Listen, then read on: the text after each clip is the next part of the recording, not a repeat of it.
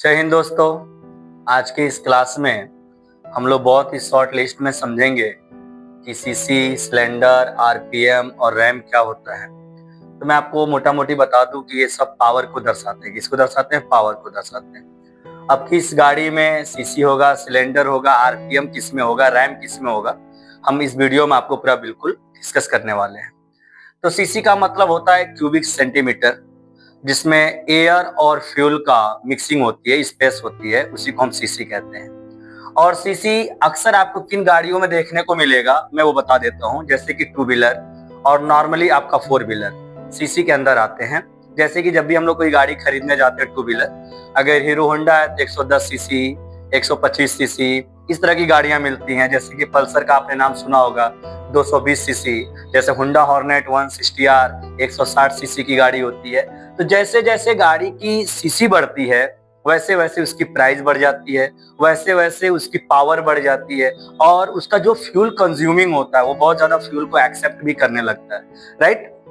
तो जैसे जैसे सीसी बढ़ा, आपने किन किन बातों पे ध्यान दिया? जैसे जैसे गाड़ी की सीसी बढ़ती है उसकी प्राइस, जो उसकी रेट होती है वो भी बढ़ जाती है, गाड़ी की पावर बढ़ जाती है, और गाड़ी का जो फ्यूल कंज्यूमिंग होता है वो भी ज्यादा हो जाता है। तो जो भी नॉर्मल गाड़ियां हमारी हैं, जैसे कि एक तरह से बात करें, अपाची भी है, 160R है, पल्सर 220 220 सीसी की है, जो हमारा बुलेट जो बाइक है वो हमारा 350 सीसी की यानी 350 सीसी का है, निंजा गाड़ी 600 सीसी का है। ऐसे ही मैं आपको बताते चलता हूँ, एक स्कूटी आता है हम लोग के बीच में, आपने देखा होगा, स्कूटी अभी तक 125 सीसी का ही बना हुआ है।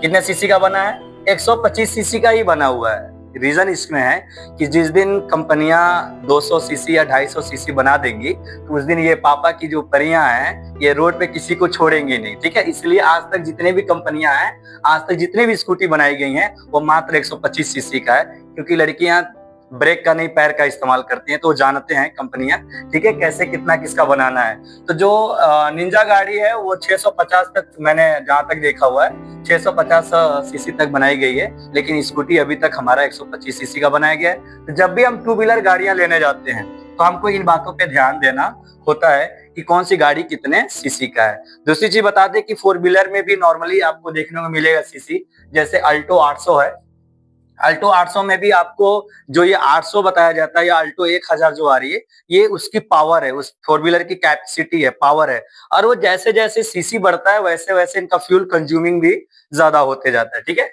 तो आपको सीसी समझ में आ गया होगा, सीसी का मतलब क्या होता है। उसके बाद आता है सिलेंडर। सिलेंडर का मतलब होता है, सिलेंडर किन गाड़ियों में होती है? जो गाड़ियां हम लोडर के लिए लेते हैं, जो पर्सनल के लिए नहीं होती हैं, जो पर्सनल के लिए होती है गाड़ियां, उनमें सीसी होती हैं। जैसे बाइक हो गया, नॉर्मली फोर व्हीलर हो गया, इसमें क्या होंगे? सीसी होंगे। जब हम लोडर गाड़ियां लेते हैं तो लोडर गाड़ियों में क्या मिलता है हमको? सिलेंडर मिलता है। जैसे कि ट्रैक्टर ले लिए, ट्रक आपने ले लिया, बड़ी बड़ी बसें ले ली, जेसीबी ले लिए, कंपाइन ले लिए, तो इसमें आपको क्या देखने को मिलेगा? सिलेंडर देखने को मिलेगा। जैसे जैसे जब हम मान लीजिए कोई ट्रैक्टर लेने जा रहे हैं, अगर हम एक सिलेंडर का लेंगे तो उसका प्राइस कम होगा, दो सिलेंडर का लेंगे तो उससे हाई होगा, तीन सिलेंडर का लेंगे तो उससे हाई होगा। यानी कि जैसे जैसे सिलेंडर बढ़ता है तो उस ट्रैक्टर की पावर बढ़ जाती है, उस ट्रैक्टर का रेट बढ़ जाता है, और फ्यूल कंज्यूमिंग भी ज्यादा हो जाती है, राइट। तो जिस तरह से सीसी में था उसी तरह से सिलेंडर में भी था। तो आपसे अगर यदि कोई पूछे सीसी और सिलेंडर मतलब किन गाड़ियों में होता है, तो मैंने मोटा मोटी बता दिया। जो पर्सनल गाड़ियां अपने लिए यूज करते हैं उसमें सीसी होती हैं, और जो लोडर गाड़ियां होती हैं उसमें सिलेंडर होता है, राइट। उसके बाद हम लोग पढ़ने वाले हैं आरपीएम। उसके बाद हम लोग पढ़ने वाले हैं आरपीएम। आरपीएम का फुल फॉर्म होता है रेजुलेशन पर मिनट या रोटेट पर मिनट होता है। क्या होता है? रोटेट पर मिनट। अब ये आरपीएम हमको किसमें देखने को मिलेगा? मान लीजिए हम मार्केट में जा रहे हैं किसी फैन को खरीदने के लिए। कोई फैन है, हैवेल्स कंपनी का व्हाइट कलर का फैन है, तो वही फैन कहीं मार्केट में 2500 का मिलेगा, कहीं 2800 का मिलेगा, कहीं 3200 का मिलेगा। तो मैं आपको बता दूं आरपीएम होता क्या है।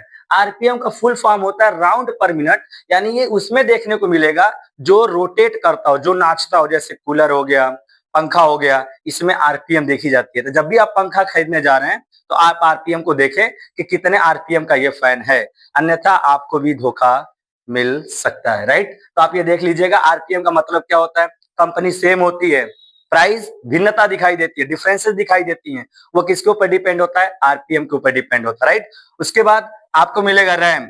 जब भी हम मोबाइल या कंप्यूटर खरीदते हैं तो हम सबसे पहले यही देखते हैं कि हमारे मोबाइल या कंप्यूटर में रैम कितना है, क्योंकि ये जितने भी टॉपिक्स हम आपको क्लियर कर रहे हैं ये सब के सब पावर को दर्शा रहे हैं। चाहे कहीं ना कहीं देखिए ये सब पावर को बता रहे हैं, चाहे मेरा मोबाइल हो या हमारा कंप्यूटर हो, तो मोबाइल और कंप्यूटर में जो पावर को दिखाता है वो हमारा रैम होता है। जितना ज्यादा रैम होगा उस मोबाइल की क्वालिटी भी ज्यादा होगी, उस मोबाइल की पावर भी ज्यादा होगी और उस मोबाइल का रेट भी ज्यादा होगा। तो आई होप, मुझे आशा है कि मैं आशा करता हूँ कि आप लोग ये सभी टॉपिक्स को अच्छे से क्लियर किए होंगे, आपको अच्छे से समझ में आया होगा। अगर अच्छा लगा हो तो लाइक, शेयर और दोस्तों के साथ शेयर करना ना भूले। धन्यवाद। ऐसा कहना।